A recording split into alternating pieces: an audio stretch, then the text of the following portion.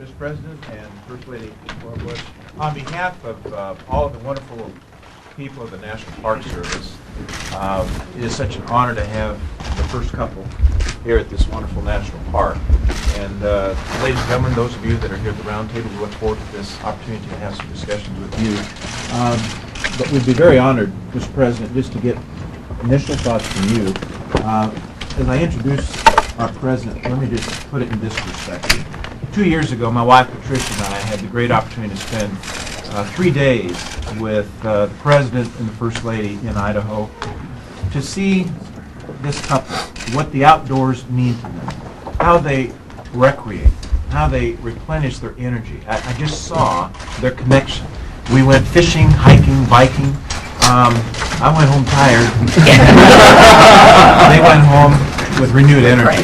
And I think that you see that same sort of approach, their love of the outdoors, in this President's Centennial Challenge Initiative. So, Mr. President, thank you for all you're doing. One of the reasons I asked Dirk to be the Secretary of the Interior is because I knew that he knew how important parks are to the country. And I want to thank you and Mary for taking on your big jobs. Our national parks are really one of America's great treasures. And the fundamental question is, are we going to be wise enough to treat them as such? When I first came into office, I was worried about a significant backlog of maintenance projects, and I want to thank Dirk for seeing through the completion or near completion of about 6,600 such projects. And in our discussions, we talked about how to make sure the 100th anniversary of our parks, coming in 2016, really celebrates the national park system. And so today we're going to talk about an initiative called the National Park Centennial Initiative. And I'm looking forward to hearing from our fellow citizens about ways to make sure this initiative fully honors the park system. It's one thing to talk, it's another thing to act, and I've just submitted a budget to the United States Congress. In it, we've got $1 billion new money for operating expenses. And that really helps to honor those who work hard in our park system. I really love being with our park rangers. These are dedicated people who've got a pretty cool job. I want to make sure that they got the money able to do their job. As well, we look forward to having a public-private partnership. The federal government will match monies raised in the private sector up to $1 billion. Our idea is to have $3 billion new money available for this important initiative. And I know that Dirk's going to work hard to make sure that people have their say as to how this money is spent. And one person who's got a lot of say about the parks in our family is Laura. She's very much involved in our parks. She loves the outdoors. She takes a hike with her little high school buddies once a year to herald the park system. And if my entourage wasn't so big, I'd be with her. But it's big. So I stay at home. But I really do appreciate Dirk and Mary and you all joining us. Looking forward to our discussion. Well, I just want to say how important the national parks are to me. Personally important because of all the times that I've had the opportunity to hike in our national parks, to camp in our national parks. I've traveled, hiked every summer with a group of women that I grew up with in Midland. We all live in different parts of the country now, but we meet in a national park. We've mainly hiked in our big western national parks, Yosemite, Yellowstone, Glacier, Olympic National Park, the Grand Canyon, which we've done twice, once the Colorado River trip, and then hiking out the South Rim the second time with our daughters, which was a lot harder than the first time when we were a lot younger ourselves. But our national parks, the wildness of our national parks is one of the things I really like. Also, we live in a national park. The White House is considered a national park. The national parks include many of our most historical sites, the sites in our country that are shrines to our history. And that's also a very, very important part of the national parks. But The part that I've loved is the wildness, the opportunity to be back, far back in the back country, where you don't see a lot of people, where you have a chance to bird watch or do all the other things that we like to see, to run into a bear every once in a while, which we have.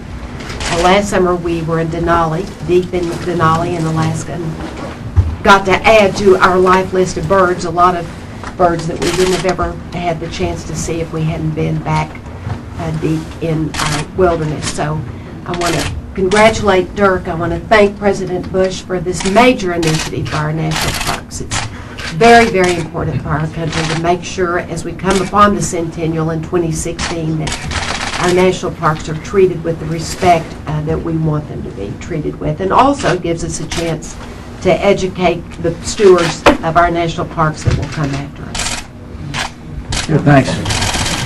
Mr. President and Laura, thanks very much for your opening comments.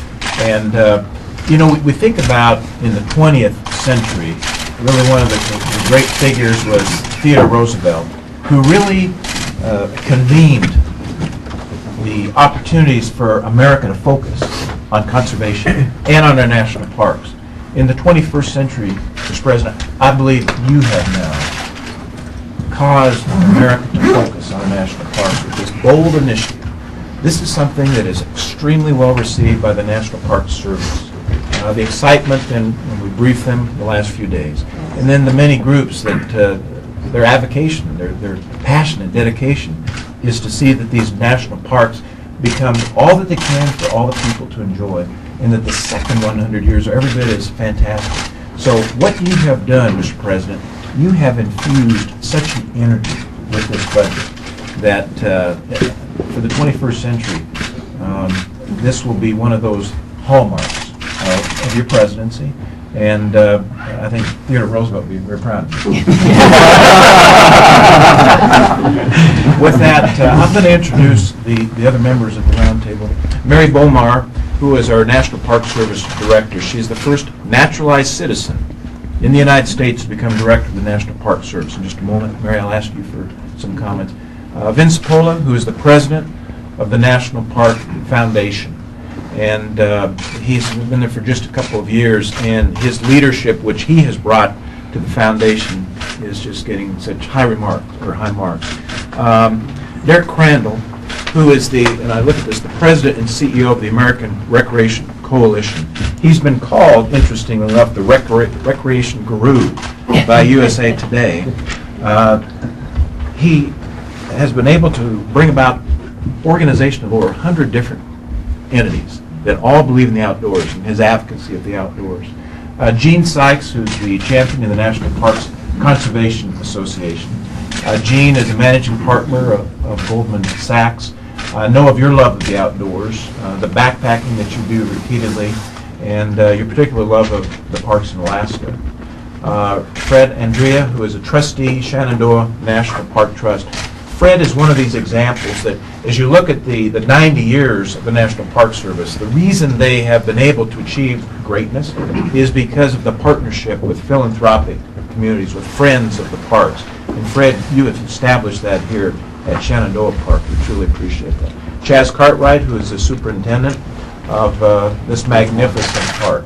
And you just say the name Shenandoah, and it is so historic and conjures up so many great things. I also noted that in the 70s you were a river ranger on the Salmon River in Idaho. I remember it fondly. I knew that we would bond.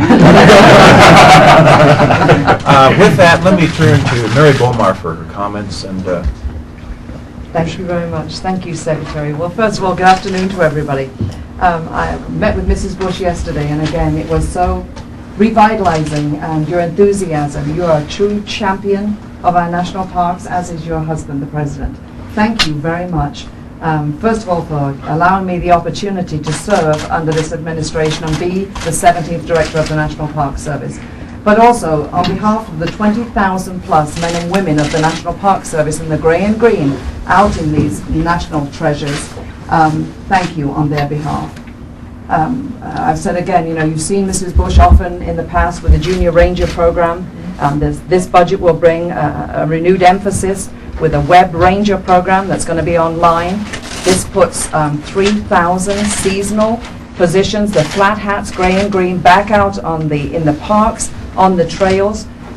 This budget will bring extended hours. And as we've listened to our superintendents when they said to us, what do you need for your parks? And it is money in operations. This budget brings full fixed costs to the salaries for our employees. And I'm telling you, there is a great buzz going on in the national parks with our folks. But the bottom line is really to take care of the visitors in America. And what that budget does, bottom line is, it puts our staff out in the parks to make sure that our visitors receive the very best experience. The 2008 budget is not just about people, as I said, it's about tourism is very big to our parks, and we want to make sure they get the very best experience. Our National Park Service Rangers, when they heard about 3,000 seasonals, and Chaz, I know you will address that, what it does for this park alone. Some parks will have over 112, 115 seasonal rangers in maintenance, law enforcement, and interpretation now serving the public. Cleaner restrooms, cleaner beaches. Our partners make a huge difference. The National Park Foundation with Bin Sapola and the people around this table and behind me. We work with our communities and our partners, and we couldn't do it without them. I leave on a very simple note. I'm very honored to be the director leading the National Park Service. I have to thank this gentleman, the secretary on my right. He brings a wonderful vitality and energy and endless support, terrific advocate to the National Park Service. Thank you for all your hard work of working with the budget. There are special places in America that unite us all as Americans. And Shenandoah is one of those special places. I am honored to be here today to represent the National Park Service. Thank you, President Bush, and thank you, Mrs. Bush. Thank you. Mary. Mr. President, you mentioned, but I thought this would be of note because really it builds upon an initiative you started 5 years ago. And the President referenced the 6,600 projects that were a backlog of deferred maintenance. Here they are. These are the projects. And it just shows you what has already been underway during these last 5 years. I mean, this is significant. Now we build upon this. And this initiative which you have launched is not partisan. It is American. This is something that all of America can rally around, and I think this will be one of the reaffirmation of the parks being one of the greatest gifts to the American family. Chaz Cartwright, would you make a few comments, please, about I would be happy to. perspective? I'd like to welcome everybody to Shenandoah National Park. Beautiful, snowy. And just say that it's great to have such distinguished guests and everybody else here. Shenandoah National Park has experienced a serious decline in visitation over the last 10 to 15 years. So I'm sure it comes as no surprise that our big job is how to connect and reconnect people with the park. And we take very seriously our responsibilities as stewards of the money that we're given, and we've made the business decisions over the years to manage within our budget, but it's made that connection and reconnection effort more difficult. And what the Centennial Initiative does, it's going to get us there much faster, and it's needed, and it reflects an extremely high level of support from the President, from the Secretary, from you, Mary, and it's support kwa parks, and it's support for the men and women of the National Park Service, which is a great thing. This funding for Shenandoah would mean $1.6 million. $1 million in base funding, funding for seasonals, funding for a permanent volunteer coordinator. And we all know that volunteers are great, but it's much better when you have somebody that's directing those efforts. This would truly be a big deal for Shenandoah National Park. And it's something that getting back to this reconnection piece, we really want to get new constituents out here to enjoy the park. The Presidential Challenge piece will provide philanthropic partners like the Shenandoah National Park Trust and the park with some great opportunities Airport partnering. And we really look forward to work with organizations like the Shenandoah National Park Trust and surrounding communities in identifying projects that really get at key resource needs and improve the quality of the visitor experience. So I just wanted to say it's great having everybody here today, and thanks to the employees of Shenandoah National Park for doing such a great job. Particularly the guy who cleared the road. Now, listen, we want to thank you for your contributions here. We'll hear from the other members here in a second. I do want to say something to follow up on this, and Congress needs to hear loud and clear how important this initiative is. And I fully hope the citizens groups who are concerned about the parks beat a hasty trail to the Congress and remind the Congress about what we have done and what we need to do as good stewards of the parks. Anyway, thank you all.